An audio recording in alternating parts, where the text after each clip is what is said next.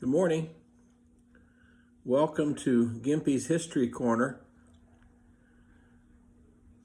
This Gimpy's History Corner is named after what my grandsons call me. There's Alice and Archie. We are at the Hamilton County Fair this summer looking at the llamas or alpacas, which are awesome. Kids loved them. Okay, video number 26 is about Lincoln's move to the Republican Party, the Lincoln-Douglas debates, and the 1860 election for president. As you remember, Lincoln had kind of dropped out of politics after serving a short term in the House of Representatives. But something that got him back into politics was the Kansas-Nebraska Act, which was passed in 1854. Remember, before this, the Missouri Compromise drew a line of latitude, said anything above that line could not be slave, anything below the line could be slave. Well, the Kansas-Nebraska Act was an idea thought up by Stephen Douglas, and it was popular sovereignty. Why not let the people who live in that area decide if they want to allow slavery or not, so the people would vote? Well, the natural reaction was that people from both sides rushed to Kansas and Nebraska. And they thought, well, if the other side are dead, they can't vote, right? So we had major battles, murders. Kansas was called Bloody Kansas or Bleeding Kansas. This is where John Brown became famous for killing slave owners and slave promoters. So that really upset Abe Lincoln. And the Kansas-Nebraska Act caused a reaction of anti-slavery Whigs, which is what Lincoln was, free soilers, which is people who just wanted the new territory to be free, and anti-slavery Democrats, and they all joined together into a new party they called the Republican Party. Lincoln was outraged by the Kansas-Nebraska Act, re-entered politics, became a leading voice against the expansion of slavery. He wasn't promoting ending slavery in the South. He was just saying, don't let it spread to the West. One of his first famous speeches was on October 16, 1854 in Peoria, Illinois. It's called the Peoria Speech, and it was a powerful moral and constitutional argument against slavery's expansion. He traveled around supporting anti-slavery candidates, wrote letters which were printed in newspapers, and he was starting to get people excited about stopping the expansion of slavery. In 1858, there was a Senate race. In those days, the Senate was chosen by the state legislature. It was not by popular vote. So the new Republican Party put Abe Lincoln on their ballot for the Senate. The Democrats had incumbent Stephen Douglas, who had written the Kansas-Nebraska Act and got everybody all excited. So they agreed to 7 debates between August 21st and October 15th, 1858. The topics were slavery, popular sovereignty, slavery in the territories, the Dred Scott decision.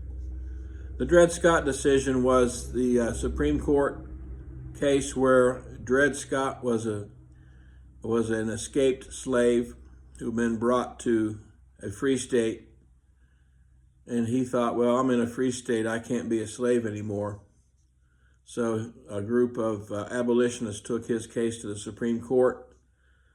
The Supreme Court ruled against Dred Scott that said slaves are property, and just like property, you can take just like a horse or a cow, you can take your property anywhere you go, slave state or free. So basically said slaves were not citizens, were not people, they were property. So it's a very bad decision for the abolitionists. Great decision for the slave states. So they agreed to 7 debates, and the format would be the first speaker would get 60 minutes, second speaker would get 90 minutes, and then the first speaker would get a 30-minute rebuttal. So it wasn't like Trump and Biden where they scream at each other. It was very orderly, and there was no microphones in those days, so it was all standing on a stage or a wagon, people standing or sitting around listening. Would have been a great thing to listen to, wouldn't it? So Douglas versus Lincoln, 7 debates, very famous in American history. So how did the election go? Well, the incumbent, Stephen Douglas, won the election. Remember, the election was in the Illinois legislature.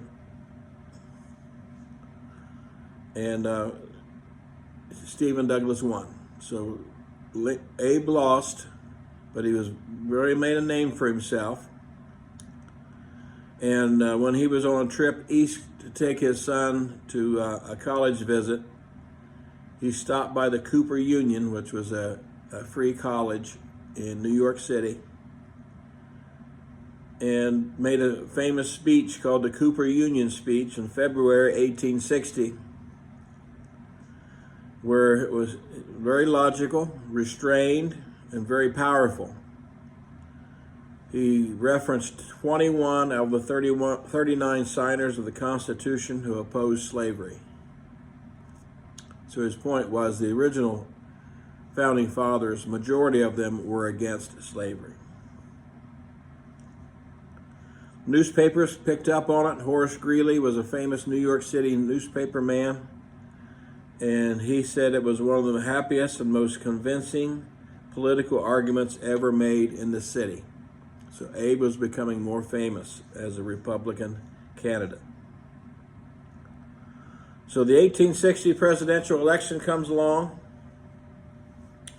and of course we have the Electoral College, just like we have now.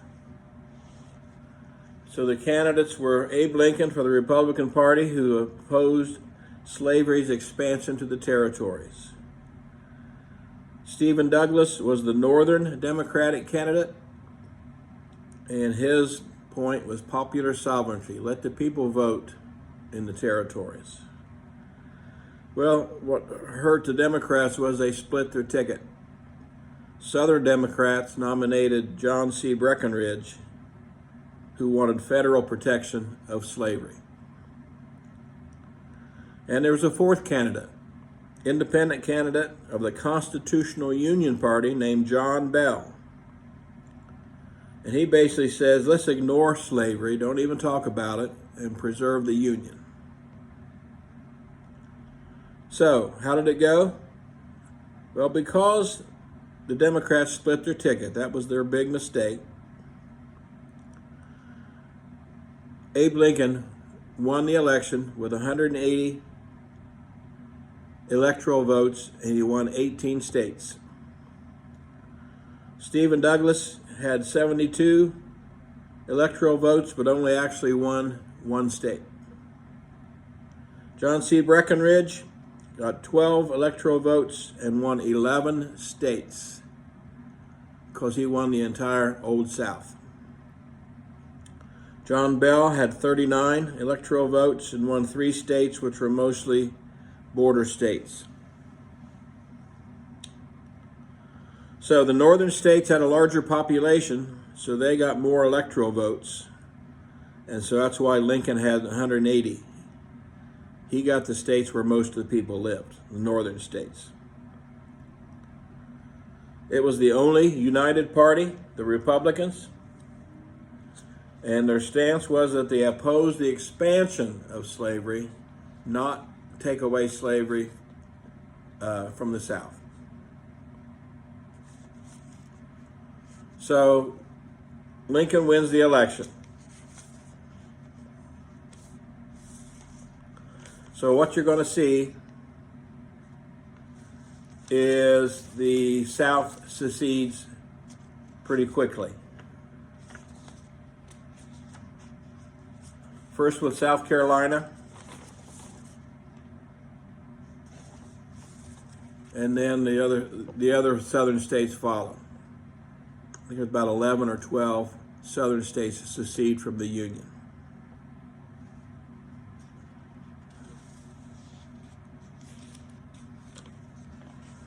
All right, that's all I have for you today. Lincoln has been elected president.